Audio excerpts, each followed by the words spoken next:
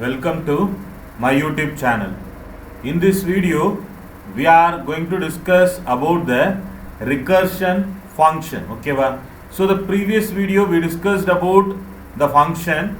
So the continuation of the function, recursive function. So the function calling itself, called as the recursion, recursive or recursion. Okay, now we can see the definition of the function, then we will continue with the recursive function. So a function is called as a block of code which only run when it is called. You can pass from the calling function to called function value, called as a parameter, and called function to the calling function return value, called as the return value. The main use of the function is reusing the coding. Regarding the recursive function, the process of calling a function by itself is called as the recursion. So function definition contain the same function call. The function definition contain the same function called. Okay, the second point, function which calls itself is called as the recursive function. Okay, called as the recursion and recursive function. So the process of calling a function by itself is called as the recursion, okay, calling. But the function which is called itself is called as the recursive function. The function name is different from the calling. Okay, so the third point, to solve the various mathematical, where it is going to be applicable, the recursion means to solve the various mathematical problems. Okay, you can see the syntax. So this particular part is the main program. Okay, from the main program we are going to be call the function. It is moving the control of execution from here to there. So this is called as the function definition. So inside the function definition, the same function call is there. It is going like as a cyclic. The first time calling, second time calling, third time calling, up to n time function call is there inside the function definition. So this is called as the recursive function. Okay, the function call available also inside the function definition, and first time calling from the main function. We can see the programming example, then we can able to understand more clearly.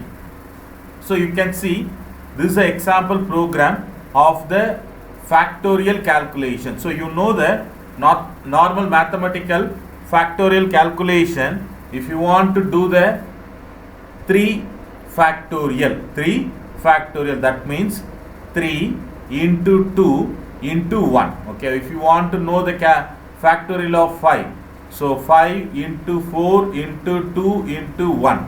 So that is the factorial calculation. Okay, so I took a simple example to explain more clearly.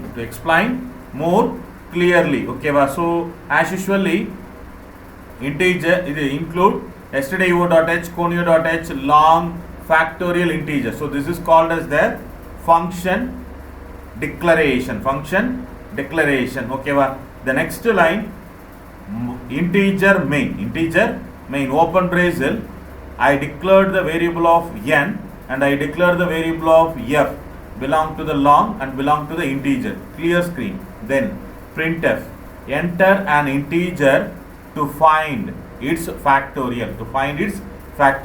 So simply I took an example of input 3.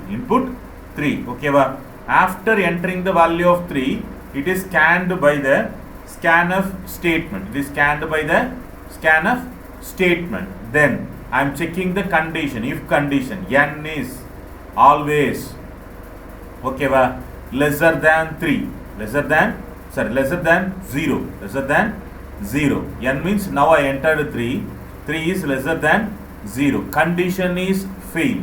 So it is going to be execute the else part. Not the if body. If body contain single statement of printf. If I suppose entered -1 here, then -1 is less than 0. Condition true. Then body of the if condition is printf statement. So the printf statement contain the message of factorial of negative integer is not defined. So the factorial calculation is not applicable for the negative values or minus values. Okay, so that's why before doing the factorial calculation, we are supposed to be check the whether the entered or given user input value is not a negative value, So we are entering inside as per the 3 input. We are entering the H body. If someone entered -1 or -10, whatever it may be, the corresponding body will display. It is not possible to do the factorial calculation. So you can see else part. Okay, so there is a function call. Sorry, my else body supposed to be contain the open braces because the body contain more than one statement. Okay, so first line function call is there. Okay, so factorial f equal to this particular line, f equal to factorial of n means 3, factorial of 3, function call. Immediately the control moves to the function definition from the function call, long factorial integer n. So n means already we entered 3, that entered 3 is entered here, then we are checking inside the definition n equal to 0 or not. Okay, n equal to 3. If condition is fail, so it is moving to the else body. So in the else body, return n star factorial of n. So you can listen properly. So this is also function call. Factorial of n minus 1 is a function call. Okay, so the n is 3, n minus 1, that is the 2. N minus 1, that is the 2. Okay, so you can see the calculation in this particular line. Return n means 3, multiply factorial of n minus 1, 3 minus 1, 2. Okay, so 3 into 2, 6. Then again this particular function call, moving to the function definition. So it is moving to here. So now factorial of integer n. Okay, n minus 1 already it is there. So it is changed into the factorial of 2. Now again we are checking here, condition fail. So else body 2 into 2 minus 1, that is the 1. Okay, the next it is going to be called the function with n value of 1. Again condition checking, condition true. If 1 equal to 0, condition fail, 1 equal to 0, condition fail. So it is going for else body. In the else body, n already 3 into 2, 6. Okay, into 1 now. 6 into 1, 6. 1 minus 1, 0. Okay, now the next time, now calling factorial of integer 0. Now if condition true, so return 1. If condition true, return 1. That means the body of the user defined function getting terminated and the execution control return back to the called function. So we executed the long factorial function again and again based on the recursive function. Okay, so initially 3 n value, then to n value, then n value 1, then n value 0. When it is 0, the condition true, if condition true, so inside the body of the if is written 1. So automatically the user defined function getting terminated, the value is written 3 into 2 into 1. Okay, so the totally answer is 6. That particular 6 is assigned to the f. Okay, in the function call we already called f equal to factorial of n. F equal to factorial of n. So the 3 is assigned. 3 is given the input, that is passed as a argument, and the function call executed. It went to the function definition of long factorial. It is executed again and again recursively. Then it is getting written back the answer of 3 into 2 into 1. The answer is 6. The answer is 6. Okay, in the second line, main function, we are simply printing the f value. Printing the f value. Percentage d hyphen symbol equal to percentage d. Percentage d. N comma f. N comma f. N means we provided the input of 3. Okay, f is calculated answer.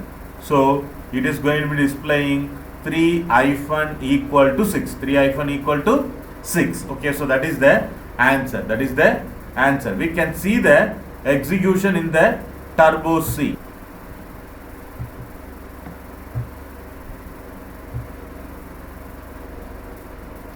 Now we see the program execution. The same program I typed in the turbo C. We can see the execution output. Enter the integer value to find its factorial. I simply entered the 3. Answer is 3 hyphen equal to 6. 3 hyphen equal to 6. Okay, the internal operation I explained in the PowerPoint presentation. Internal operation I explained in the PowerPoint presentation. So listen properly.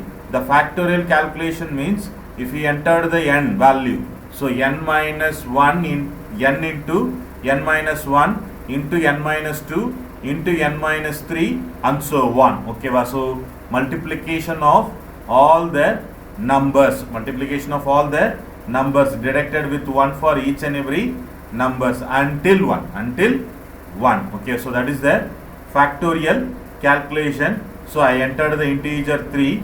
The second time I am entering the integer value of minus 4.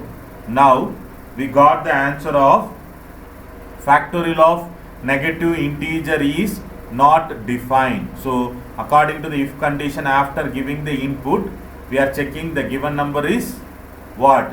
More than 0. Okay, it is not supposed to be less than 0. If it is less than 0, the factorial calculation is not applicable. Factorial calculation is not applicable. Okay, so listen.